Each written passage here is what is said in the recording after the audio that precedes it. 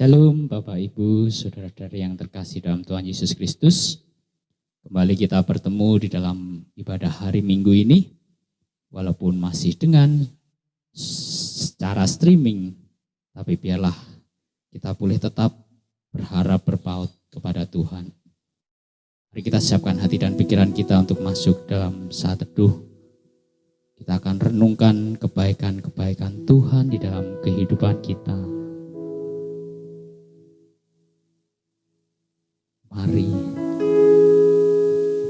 Mari kita nikmati hadirat-Nya di pagi hari ini.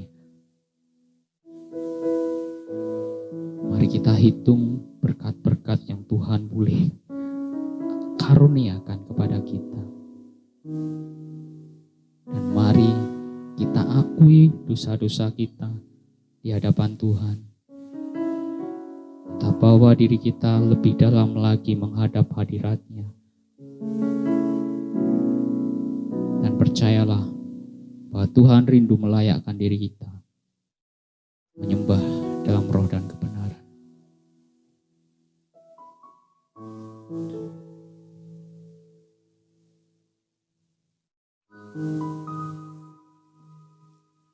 Panggilan berbakti dari 2 Korintus pasal yang kelima ayat 14 dan 15 yang berbunyi demikian. Sebab kasih Kristus yang menguasai kami, karena kami telah mengerti bahwa jika satu orang sudah mati untuk semua orang, maka mereka semua sudah mati. Dan Kristus telah mati untuk semua orang, supaya mereka yang hidup tidak lagi hidup untuk dirinya sendiri, tetapi untuk Dia yang telah mati dan telah dibangkitkan untuk mereka. Amin. Mari kita angkat satu pujian dari nyanyian pujian nomor 29, Turunlah Kasih Ilahi.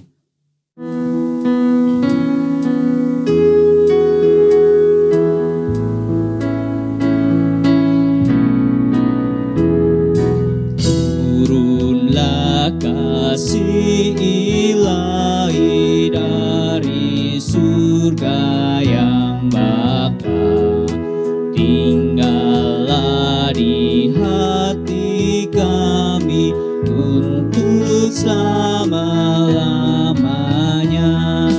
Yesus, rahmat-Mu melimpah, mulia kasih sayang-Mu, berilah berkat dan anugerah dalam hati yang rindu. Oh, curahkan roh kasih-Mu dalam hati yang buka. Berilah damai dalam kalbu bagai harta pusaka. Hapuskanlah nafsu dunia dan segala yang beban. Iman kami kuatkanlah Tuhan yang Maha Kekal. Datanglah yang Maha Kuasa, berikanlah anugerah-Mu. Sucikanlah jiwa raga, wujudkanlah karya-Mu, hingga sekalian hati kami sungguhkan disucikan, sampai dalam surga nanti kami menyembah Tuhan. Mari kita berdoa dalam pembukaan ibadah ini. Syukur kami naikkan kepadamu ya Tuhan, Tuhan Allah pencipta langit dan bumi, Tuhan Allah yang memelihara dan mengasihi setiap kami. Jikalau pada pagi hari ini kami boleh kembali berkumpul, kami boleh kembali bersama-sama beribadah Tuhan di dalam suasana yang mungkin tidak menyenangkan, suasana yang sedang dalam pandemi ini Tuhan. Namun kami percaya Tuhan bahwa Engkau hadir, Engkau menengahi kami di dalam ibadah ini Tuhan, bahkan Engkau yang memimpin kami, sehingga kami boleh sama-sama beribadah, kami sama-sama memuji, mempermuliakan nama-Mu, mengucapkan syukur kami kehadirat-Mu Tuhan. Sucikan setiap kami, layakkan setiap kami Tuhan. Terima kasih ya Tuhan.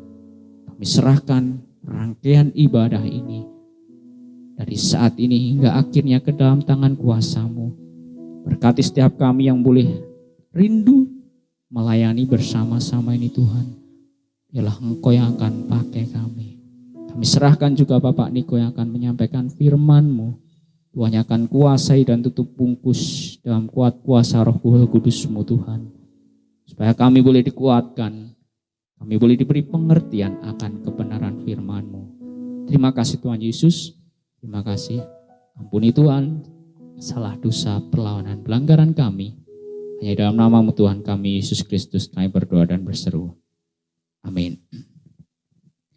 Kalau minggu kemarin kita sudah mendengarkan kesaksian dari Saudara Roni dan Saudari Uci, minggu ini kita akan kembali mendengarkan kesaksian dari saudara kita yang nanti akan dibaptiskan, yaitu dari Bapak Trubus dan Bapak Subandel.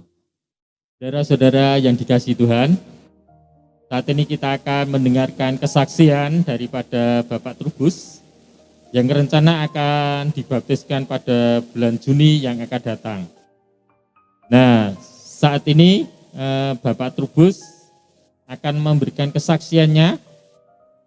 Namun dalam kesaksian ini saya akan bertanya lebih dahulu kepada Bapak Trubus. Bapak Trubus, sebelum ketemu saya, Bapak beragama apa? Islam. Beragama Islam? Oh ya, Bapak Trubus sebelum percaya kepada Yesus, sebelum ketemu saya, dia beragama Islam. Bapak Trubus sudah mengikuti pelajaran agama Kristen? Bapak Trubus saat ini sudah mengikuti pelajaran agama Kristen. Saya mengajarkan Bapak Trubus ini sudah berjalan sekitar 3 bulan. Bapak Trubus apakah mau dibaptiskan? Bapak Trubus mau dibaptiskan. Sangat luar biasa, kita perlu bersyukur kepada Tuhan karena Bapak Trubus saat ini mau percaya kepada Tuhan, mau dibimbing, kemudian saat ini juga mau dibaptiskan. Bapak Trubus ini kenal dengan saya pada waktu yaitu sekitar 2 tahun dulu. Saya bisa berkenalan dengan Bapak Trubus ini karena anaknya sekolah di SMK YP. Dan pada saat itu anaknya mempunyai masalah di SMK YP dan saat itu kami menolong keluarga ini dan akhirnya saya ketemu dengan Bapak Trubus ini. Setelah saya ketemu dengan Bapak Trubus ini, saya melihat bahwa Bapak Trubus sangat tertarik percaya kepada Tuhan Yesus Kristus sebagai Tuhan dan Juru Selamat dan sangat tertarik untuk yaitu bergereja di gereja ini. Maka kami mohon kepada Gereja Baptis Indonesia dan Sidang Jemaat Gereja Baptis Indonesia Klegen untuk menyetujui Bapak Trubus ini untuk dibaptiskan pada bulan Juni yang akan datang. Kiranya kesaksian ini dapat menjadi berkat untuk gereja ini dan untuk perkembangan pekerjaan Tuhan di gereja ini. Kiranya nama Tuhan dipermuliakan, kiranya Tuhan memberkati kita semua. Terima kasih. Selamat pagi Bapak Ibu Saudara. Pada pagi hari ini ada satu saudara kita lagi yang akan bersaksi. Kalau tadi sudah Bapak Trubus, kali ini Bapak Bandel yang akan bersaksi tentang pengalaman hidupnya sehingga percaya kepada Tuhan Yesus. Dan saat ini saya akan menolong Pak Bandel untuk lebih kepada nanti menuntun pada kesaksiannya sehingga kita semua boleh menerima berkat ya melalui pengalaman Pak Bandel bersama dengan Tuhan Yesus dan akhirnya memutuskan untuk mengambil keputusan percaya Tuhan Yesus sebagai Tuhan dan Juru Selamat. Pak Bandel, saya mau bertanya, pengalaman yang Pak Bandel pernah alami sebelum percaya Tuhan Yesus itu kehidupannya bagaimana? Tolong bisa disampaikan seperti itu.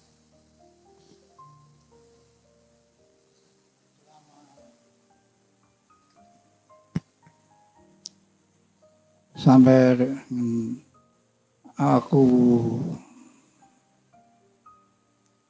sebelum mengenal Tuhan Yesus,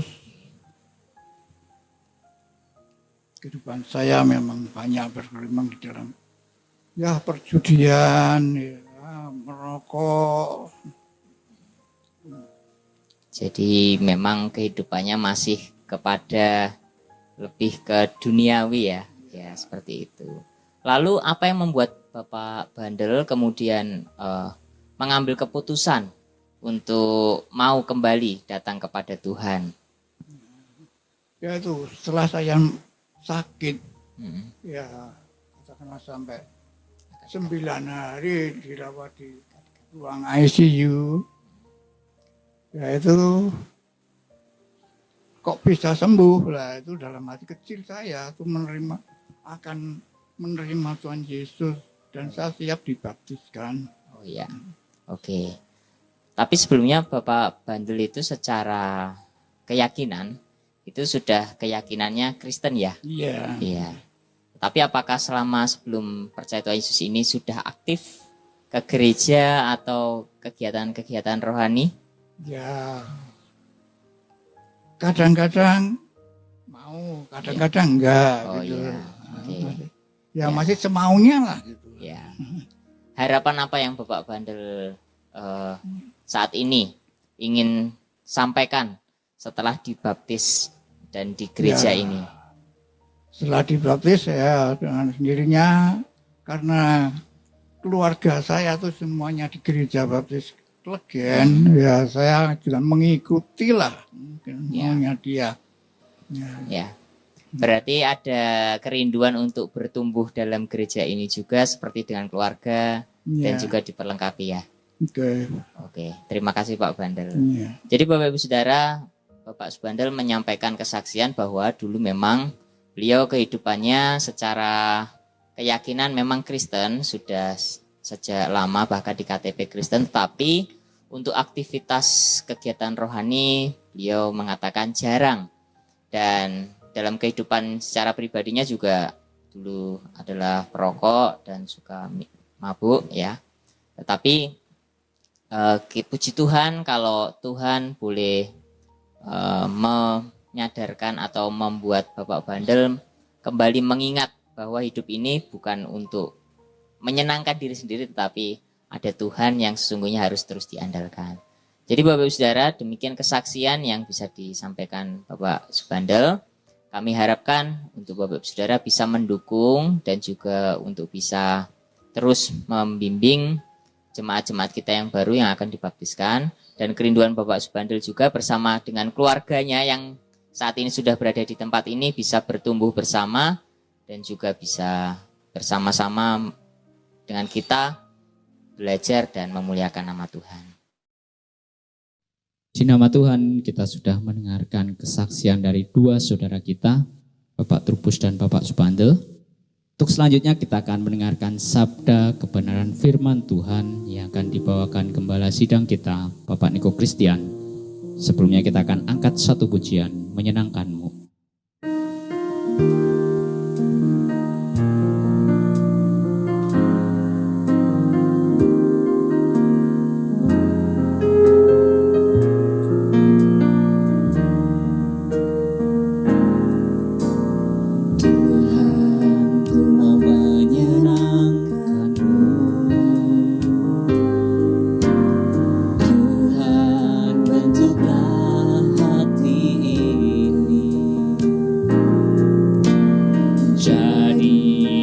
bejana untuk hormat-Mu. Cemerlang bagai emas murni, Tuhan ku serahkan hatiku. Tuhan ku serahkan hatiku. Semua ku berikan padamu. Kuduskan hingga tulus selalu, agar aku menyenangkan-Mu, menyenangkan-Mu, senangkan-Mu. Hanya itu kerinduanku, menyenangkan-Mu, senangkan hatimu. Hanya itu kerinduanku. Tuhan, ku mau menyenangkan. Ini rindu kami Tuhan dan Bapa. Tuhan, ku mau menyenangkan-Mu.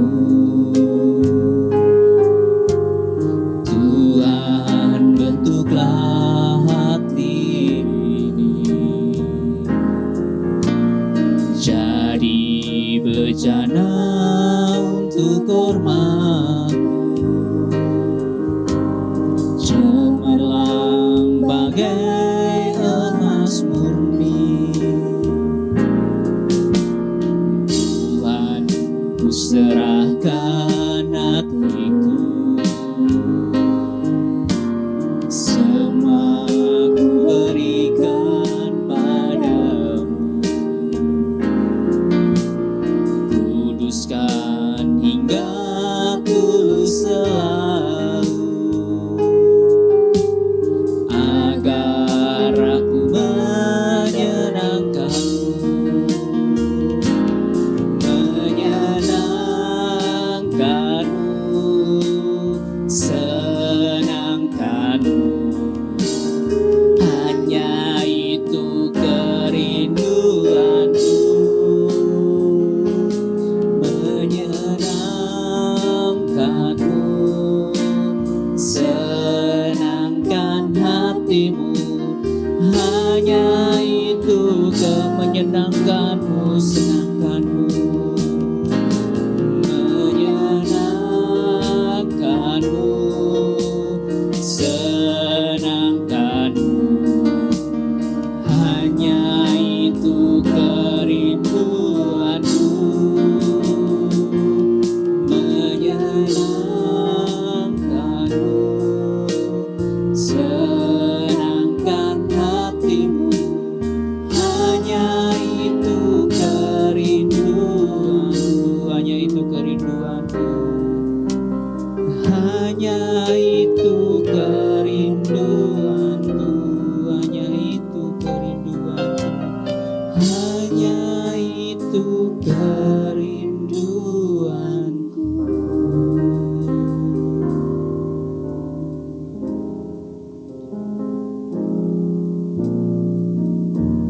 Kepada Bapak Niko Christian kami persilahkan.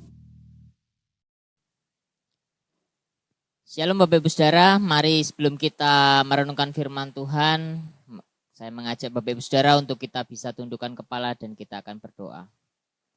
Bapa kami dalam kerajaan surga, sungguh kami mengucap syukur untuk setiap penyertaan dan perlindungan yang Tuhan berikan dalam kehidupan kami. Dan saat pagi hari ini Bapa, kami mau merenungkan kebenaran firman-Mu di hari ini. Kami bersyukur untuk kesempatan atau anugerah yang luar biasa yang Kau berikan kepada kami. Sehingga sampai saat ini kami masih boleh terus bertumbuh dalam iman, belajar kebenaran firman-Mu. Kami serahkan biarlah pimpinan Roh Kudus yang memimpin kami dalam merenungkan firman ini. Sehingga ketika dalam kehidupan kami, saat ini kami bisa menerapkannya dan boleh menyatakannya di hadapan-Mu sebagai ketaatan kami akan Engkau. Terima kasih Bapa di surga, hanya dalam nama Tuhan Yesus Kristus kami mohon ampun atas setiap dosa dan kesalahan kami. Kami berdoa, amin. Bapak Ibu Saudara, firman Tuhan hari ini Diambil dari Matius pasal 19 ayat 1 sampai dengan ayat yang ke-12.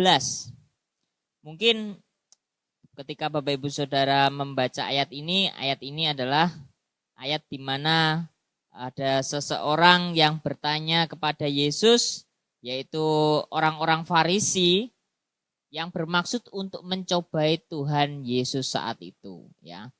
Perihal apa? Sesuai judul perikopnya adalah perihal perceraian. Ya. Oleh sebab itu Bapak Ibu Saudara, pada pagi hari ini firman Tuhan saya beri judul Pandangan Kristen tentang Perceraian. Ya. Pandangan Kristen tentang perceraian. Akhir-akhir ini Bapak Ibu Saudara di Indonesia selama masa pandemi ya, banyak film-film yang saat ini orang-orang sedang buru, sedang cari. Nah, kemarin saya juga dikasih tahu istri bahwa ada sebuah film drama Korea yang menarik ya. Mengapa? Karena alur ceritanya berbicara tentang perceraian, permasalahan dalam rumah tangga ya. Dan drama itu mungkin kita sudah sering dengar, bahkan di TV pun ditayangkan, yaitu The World of the Married ya. Sebuah film yang menceritakan tentang perceraian dalam keluarga. Jadi Bapak Ibu Saudara, sedikit spoiler saya ya, di akhir cerita film tersebut meskipun telah bercerai, tetapi dalam kehidupan masing-masing pribadi, bahkan anak mereka pun tidak bahagia. Ya.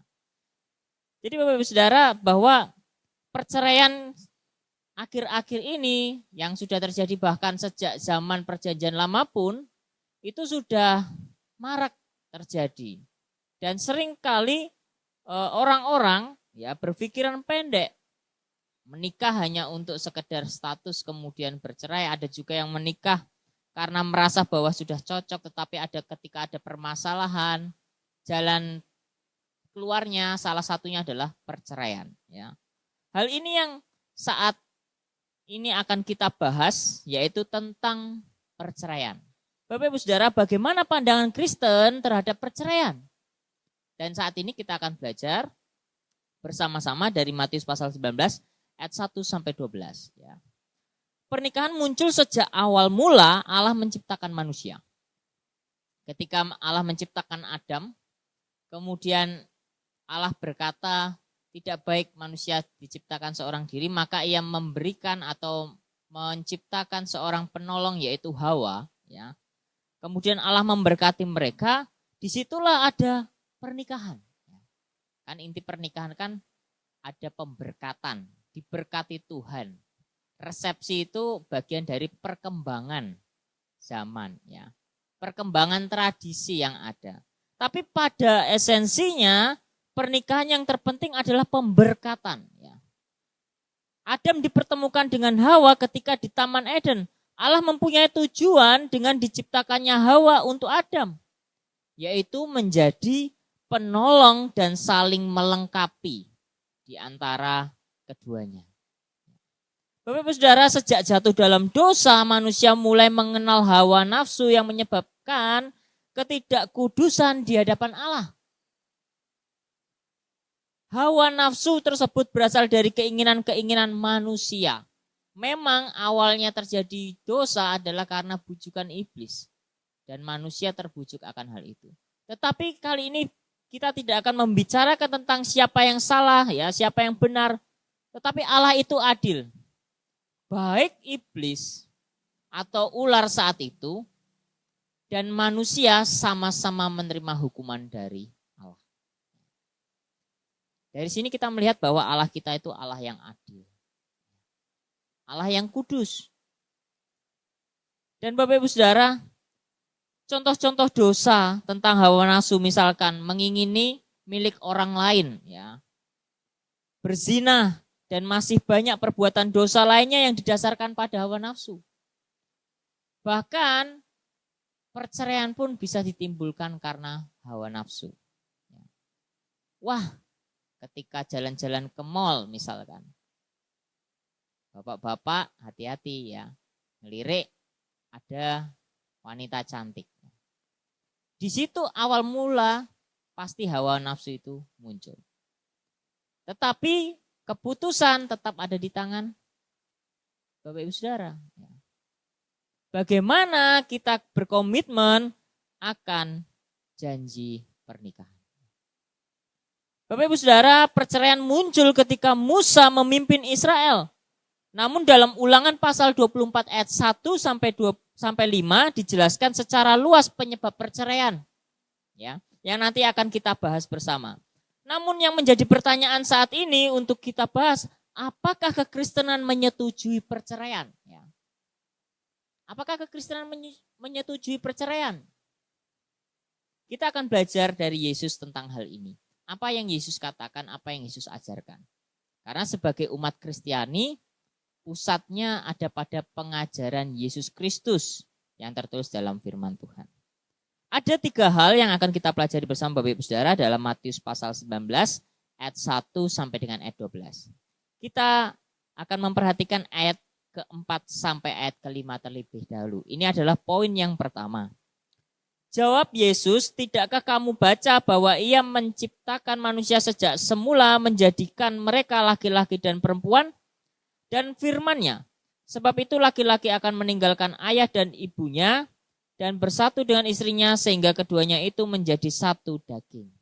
Bapak Ibu Saudara, hal pertama yang bisa kita terima dari kebenaran firman Tuhan hari ini adalah Allah menciptakan manusia berpasangan, laki-laki dan perempuan. Ya. Manusia sejak semula memang sudah direncanakan oleh Allah untuk hidup memiliki pasangan atau penolong, ya, yang sepadan. Oleh sebab itu ada pernikahan dan menjadi satu daging. Satu daging bukan secara harafiah kemudian bergabung, ya, kemudian menjadi satu pribadi. Tidak. Satu daging artinya hidupnya sepenanggungan. Di mana satu tersakiti, yang lain ikut tersakiti.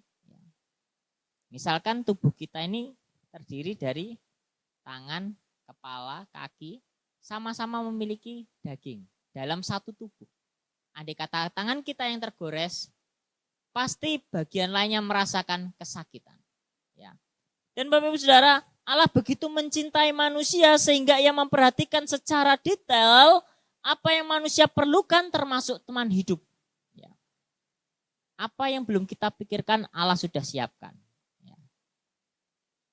Jadi Bapak Ibu Saudara, sejak semula sesungguhnya Allah tidak mengendaki adanya perceraian.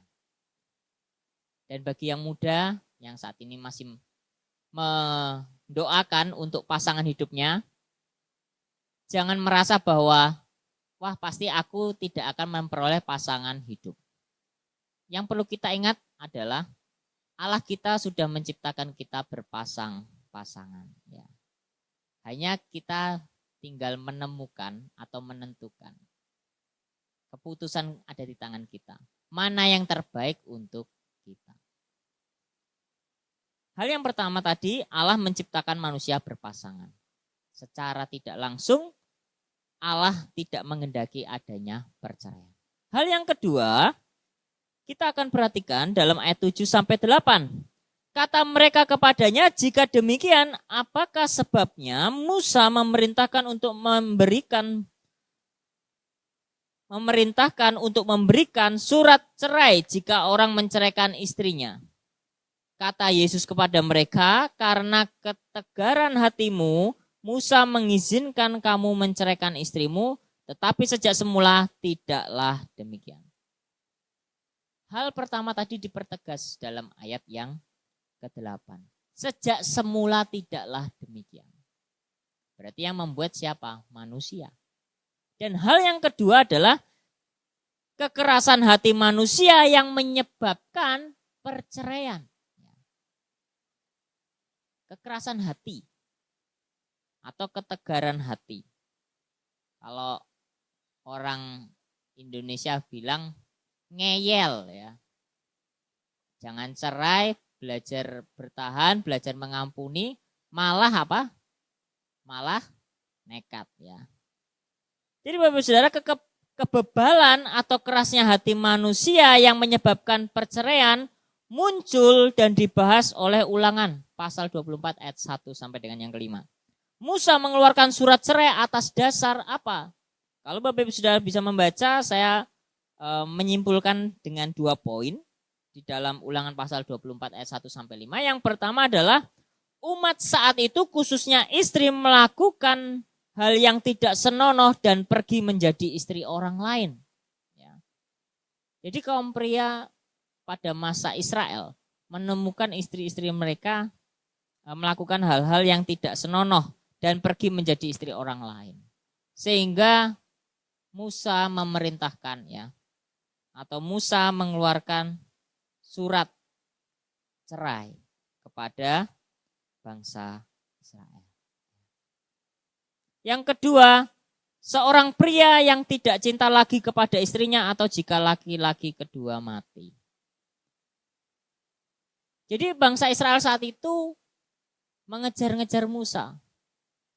Bagaimana kalau saya tidak cinta lagi dengan dia? Saya ingin cerai, pokoknya saya ingin cerai. Ya kan karena kebebalan, karena ngeyel. Akhirnya Musa mengeluarkan itu. Meskipun bukan yang diharapkan oleh Allah sesungguhnya. Ya. Tetapi Bapak Ibu Saudara, inilah yang dilakukan Musa untuk menjawab kekerasan hati manusia, khususnya Israel saat itu. Musa dengan terpaksa melakukan hal tersebut meskipun Allah tidak menghendaki adanya perceraian. Bagaimana pandangan Yesus tentang perceraian? Dalam Matius pasal yang ke-19 ayat 9 dijelaskan Bapak Ibu Saudara, kita bisa membaca bersama. Tetapi aku berkata kepadamu, barang siapa menceraikan istrinya kecuali karena zina, lalu kawin dengan perempuan lain, ia berbuat zina. Jadi Bapak Ibu Saudara, bukan hanya suami yang menceraikan istrinya, demikian juga sebaliknya. Istri menceraikan suaminya karena hal lain,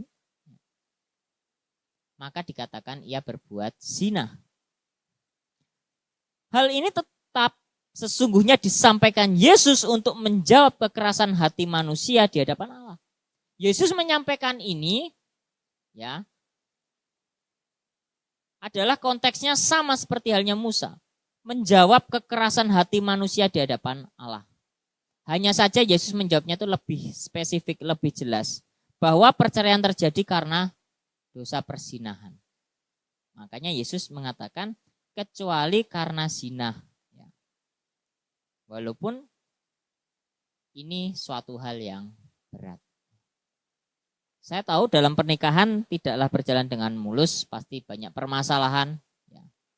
Kadang suaminya chatting dengan teman kerja, membahas pekerjaan. Nah, adalah kebetulan teman kerjanya wanita, kemudian jadi masalah ya.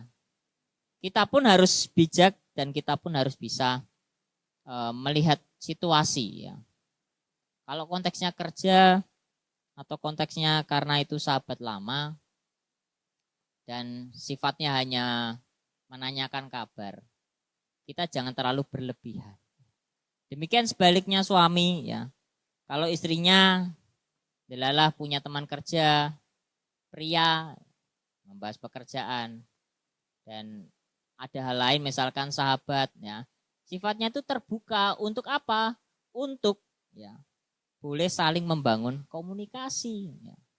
Kalau kita eksklusif hanya milik pasangan itu sendiri, kita tidak membuka diri untuk membangun sahabat dengan yang lain, apapun yang terjadi kita akan kesulitan Bapak Ibu Saudara. Relasi itu penting.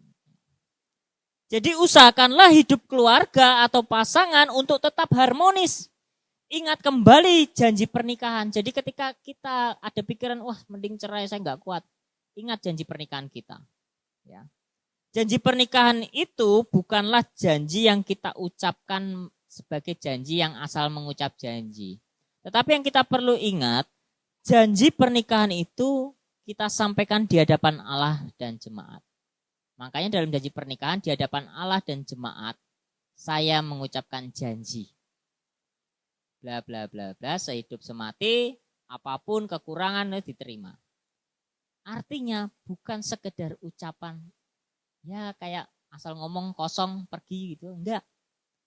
ada arti, ada makna. Melanggar janji akan menjadi dosa untuk setiap keluarga atau pasangan. Jadi secara garis besar Yesus sesungguhnya tidak menghendaki adanya perceraian. Pak, kalau ada kasus gimana?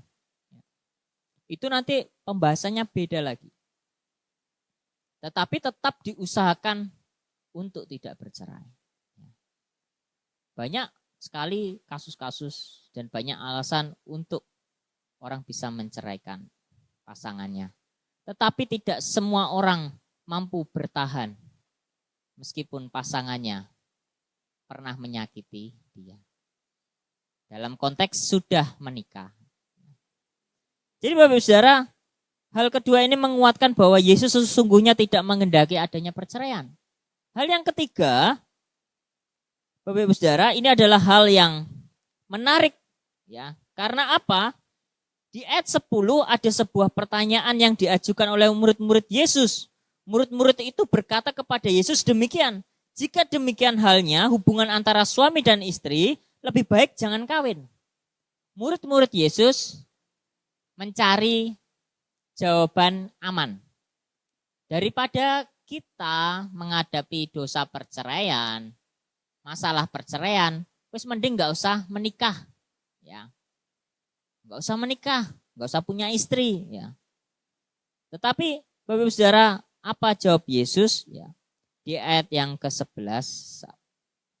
Akan tetapi ia berkata kepada mereka, tidak semua orang dapat mengerti perkataan itu, hanya mereka yang dikaruniai saja. Maksudnya apa Bapak Ibu Saudara? Hidup seorang diri tanpa pasangan untuk menghindari perceraian itu adalah tidak semua orang mampu. Itu adalah karunia. Di ayat 11 dijelaskan hanya mereka yang dikaruniai saja. Ya.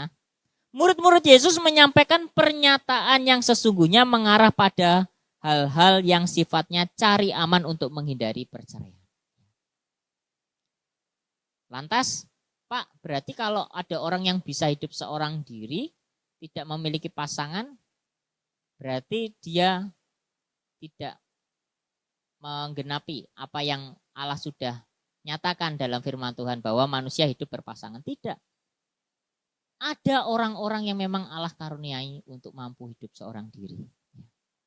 Yesus pun menjawab dan menjelaskan dengan baik untuk kita juga saat ini. Apabila mungkin ketika kita telah mendengarkan permasalahan perceraian kemudian berpikir untuk hidup single atau tanpa pasangan tidak menikah, ya, artinya kita pun juga harus siap konsekuensinya. Ya. Sesungguhnya kehidupan single atau tidak menikah adalah sebuah karunia. Tidak sembarangan orang mampu untuk hidup single. Banyak tantangan, pasti. Ketika kumpul, wah teman-temannya pasangan, dia seorang diri. Itu adalah karunia. Tidak semua orang mampu hidup sendiri. Jadi tidak semua orang sanggup untuk ya bisa hidup seperti halnya Rasul Paulus. Hingga akhir masa hidupnya Paulus itu tidak menikah. Itu karunia yang dimiliki oleh Paulus. Rasul yang punya karunia ini. Semakin juga Yesus menjelaskan dalam ayat 12 Bapak Ibu Saudara, ada orang yang tidak dapat kawin karena ia memang lahir demikian dari rahim ibunya. Dan ada orang yang dijadikan demikian oleh orang lain, dan ada orang yang membuat dirinya demikian karena kemauannya sendiri oleh karena kerajaan surga. Siapa yang dapat mengerti, hendaklah ia mengerti. Bapak Ibu Saudara, Paulus itu masuk golongan yang membuat dirinya demikian karena kemauan sendiri oleh karena kerajaan surga. Paulus oleh karena keinginannya sendiri untuk fokus kepada apa? Fokus kepada penginjilan, pekerjaan Tuhan, pekerjaan kerajaan surga. Jadi Bapak Ibu Saudara, hidup seseorang diri tanpa menikah adalah karunia yang bisa dikatakan sejak lahir. Ada juga yang disebabkan oleh orang lain yang kemudian ia tidak menikah. Tetapi ia bisa menjalani itu adalah karunia. Ya. Ada juga oleh kemauannya sendiri untuk kerajaan surga seperti Paulus. Jadi hal ini adalah karunia lain yang Allah berikan kepada manusia, kepada ciptaannya. Oleh sebab itu Bapak Ibu Saudara, jangan kita merasa hebat ketika kita mampu seorang diri. Kita perlu menyadari bahwa kalau itu karunia, berarti yang memampukan kita itu Tuhan, bukan diri kita sendiri. Karena apa? Karena dalam diri kita sendiri, pasti dosa itu selalu berusaha untuk membawa kita jatuh, masuk ke dalamnya. Ya. Oleh sebab itu Bapak Saudara, sebagai kesimpulan, sejak semula Allah menciptakan manusia berpasangan. Namun hanya beberapa pribadi yang Allah berikan karunia untuk mampu hidup tanpa menikah. Allah tentu tidak menyetujui adanya perceraian sekalipun Yesus mengatakan kecuali kalau berzinah. Dan itu pun kalau kita keras hati. Yesus sesungguhnya sepakat atau Yesus sesungguhnya menyetujui tidak adanya perceraian. Lalu kenapa Yesus mengatakan kecuali berzinah? Itu pun kalau andai kata manusia masih keras hati. Tidak semua orang nantinya memahami ini karena dalam situasi sesungguhnya. Namun Allah mengajarkan untuk memiliki kasih kepada pasangan kita dan berpikir yang terbaik atau mempersiapkan untuk kita menemukan pasangan hidup kita sekali seumur hidup. Jadi perceraian itu jangan ada di benak kita ketika kita menghadapi permasalahan dalam keluarga. Mari Bapak Ibu Saudara, bersyukur kepada Tuhan karena pagi hari ini kita boleh mendengarkan kebenaran firman Tuhan yang mengajarkan kita, menegaskan kita supaya hidup kita senantiasa kudus di hadapan Allah dan tidak ada perceraian terhadap pasangan kita. Dan saat ini kita akan berdoa untuk persembahan, untuk doa syafaat, demikian juga kita akan berdoa untuk penutup dan saya akan berdoa untuk Bapak Ibu Saudara. Mari kita berdoa dan tundukkan kepala.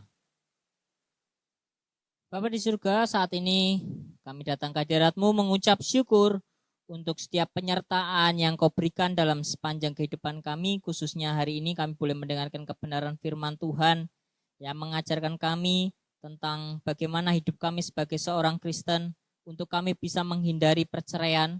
Dan kami bersyukur Bapa untuk firman-Mu yang boleh kami terima, boleh kami dengarkan bersama-sama. Bapa, saat ini kami berdoa untuk khususnya persembahan yang saat ini kami sudah persiapkan dan kami berikan untuk pekerjaan Tuhan di gereja-Mu di tempat ini. Dan kami percaya ini adalah persembahan atas dasar rasa cinta kami kepadamu. Bapa di surga, kami bersyukur untuk setiap berkat yang sudah Engkau berikan kepada kami. Demikian untuk setiap jemaat kami, saudara-saudara kami yang saat ini belum bisa memberikan. Kami percaya Tuhan akan memberkati mereka sama halnya seperti kami. Kami percaya mereka pun akan bisa memberikan sama halnya seperti kami. Kiranya Bapa, damai sejahtera-Mu selalu menyertai mereka. Dan Bapa, kami juga berdoa untuk syafaat pada pagi hari ini. Saat ini kami berdoa untuk bangsa negara Indonesia supaya Engkau memberikan baik pemerintah, masyarakat, pengertian, hikmat, kebijaksanaan daripada-Mu sehingga boleh turut bekerja sama satu dengan yang lain untuk melakukan apa yang terbaik dalam menghadapi pandemi saat ini. Bapa di surga, kami menyerahkan juga untuk keamanan di negara ini supaya Engkau memberkati sehingga setiap apa yang terjadi di lingkungan semuanya boleh terkendalikan dengan baik. Dan apabila ada tindakan kriminal, kami serahkan Bapa kepada-Mu supaya Engkau menggerakkan setiap hati yang memiliki niat untuk berbuat jahat supaya Engkau boleh ingatkan kepada hati mereka, kepada diri mereka, untuk mereka boleh menyadari bahwa apa yang mereka lakukan itu tidaklah benar. Kami menyerahkan Bapa juga untuk jemaat-Mu di tempat ini, jemaat Gereja Baptis Indonesia Klegen khususnya, Engkau memberkati kesehatan mereka, Engkau memberkati pekerjaan mereka, usaha mereka. Kami tahu masa-masa seperti ini adalah masa-masa yang sulit untuk pekerjaan boleh berjalan dengan baik, usaha boleh berjalan baik, ataupun untuk setiap aktivitas kami banyak hal yang dibatasi. Tetapi kami percaya kami punya Tuhan yang luar biasa memelihara kami, luar biasa menyertai kami. Dan kami percaya penyertaan-Mu sempurna sampai saat ini. Dan juga kesehatan mereka Engkau juga boleh berikan pemulihan apabila saat ini ada yang dalam masa pemulihan, kesembuhan apabila saat ini ada yang sakit. Kami percaya Bapa, kami serahkan kepadamu bahwa segala sesuatu pasti akan terjadi tepat pada waktunya, seturut dengan kehendak-Mu. Bapak, kami juga menyerahkan untuk persiapan calon baptisan, Bapak Trubus, Bapak Subandel, yang hari ini boleh bersaksi. Kami bersyukur untuk dua anak-anak-Mu ini yang saat ini boleh menyampaikan kesaksian mereka. Demikian juga saudara Roni dan saudara Uci yang kemarin juga sudah menyampaikan kesaksian mereka. Engkau memberkati iman mereka, Engkau memberkati apa yang saat ini menjadi pergumulan mereka. Engkau memberkati setelah pembaptisan nanti, pertumbuhan iman mereka, masa-masa di mana mereka mulai menyesuaikan diri untuk boleh bertumbuh bersama dengan kami di gereja-Mu di tempat ini Bapa. Kami menyerahkan juga untuk pemulihan Ibu Yunita dan putrinya yang saat ini sudah berada di rumah. Kami bersyukur untuk segala pemeliharaan penyertaan Tuhan dalam saat masa kelahiran sampai dengan sehari ini. Kami bersyukur Bapa karena kasih-Mu lah sehingga semuanya saat ini boleh Engkau berikan dalam keadaan yang baik, keadaan yang sehat. Tetapi kami tetap menyerahkan Bapa untuk pemulihan, untuk perkembangan anak, khususnya putri dari Ibu Yunita. Kiranya Engkau terus memberkati, terus memberikan perlindungan, terkhusus di masa-masa pandemi saat ini Bapa. Terima kasih Bapa di surga, kami menyerahkan ibadah ini ke dalam tangan kuasa-Mu, dan kami bersyukur kalau Engkau boleh memberikan kesempatan untuk kami boleh menyampaikan rasa syukur kami melalui pujian, melalui firman-Mu, meskipun dalam keterbatasan. Bapa, biarlah Engkau memberkati jemaat-Mu yang ada di rumah saat ini, supaya Engkau memberkati segala aktivitas yang nanti akan mereka lakukan setelah ibadah ini. Biarlah damai sejahtera daripada Allah Bapa, Anak dan Roh Kudus senantiasa menyertai kita semua dari saat ini sampai pada akhir zaman. Hanya dalam nama Tuhan Yesus Kristus kami berdoa dan mengucap syukur. Amin. Bapa, lembutkanlah hatiku.